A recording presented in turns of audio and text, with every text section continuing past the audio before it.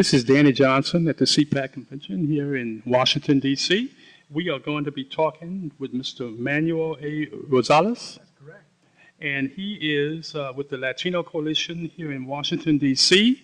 in reference to the inclusion of Latinos and African Americans and other people of color in the Republican Party and the various aspects of 2012 activity coming up. Mr. Rosales, thank you for joining us. Sure, you can call me Manny. Okay, Manny.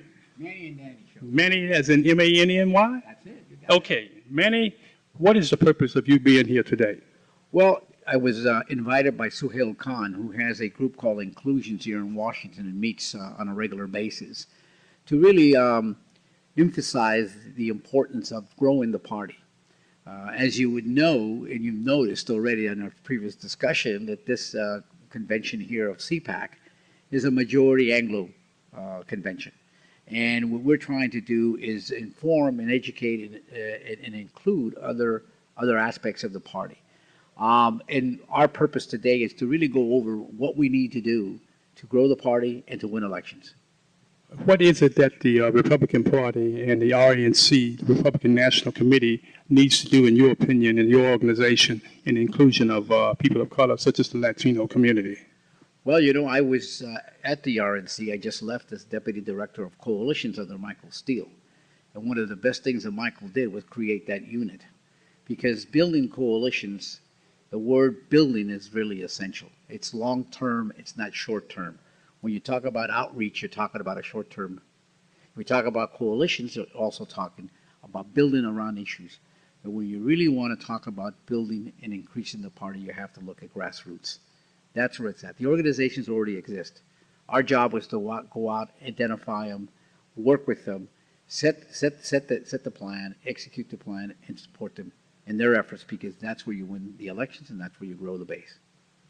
As you're aware, the Republican Party did a poor job in recruiting Latinos in the last presidential election, which the Latino community voted overwhelmingly for the Democratic ticket.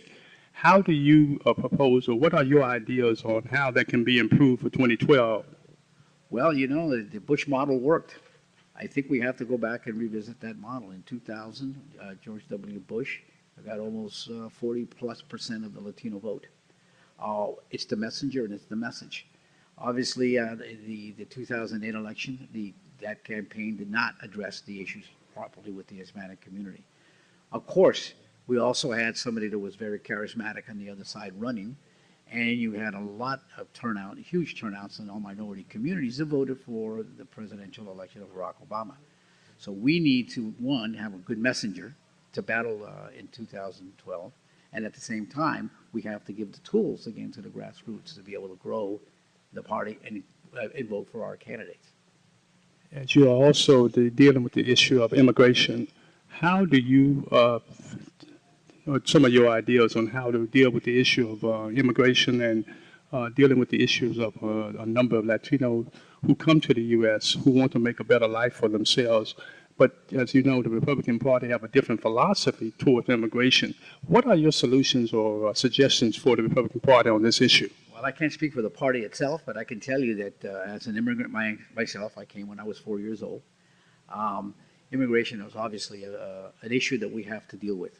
Unfortunately, after Ronald Reagan, a Republican who gave amnesty, and George Bush, who really spent a lot of political capital in 2006 by pushing a comprehensive immigration plan, most administrations have kicked that issue like a can down the road.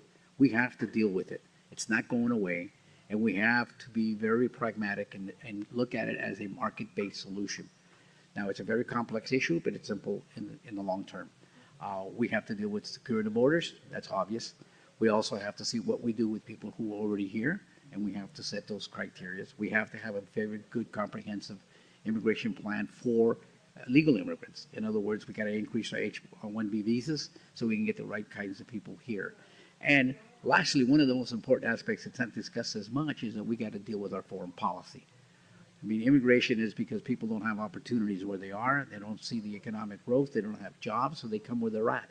So what we need to do is we need to support democratic governments in Latin America and other parts of the world who are immigrating here so they can create those opportunities. So our foreign policy has to be more directed towards trade, not aid, and it has to be directed to economic development, transparency of government, and at the same time helping them grow and prosper so they can have a middle class that doesn't have to come here because they'd rather stay home. Thank you very much, sir. We appreciate you taking the time with the San Diego County News, and we're looking forward to talking with you some more in the future. Absolutely. Thank you, Danny. It's been a real pleasure, and welcome to Washington.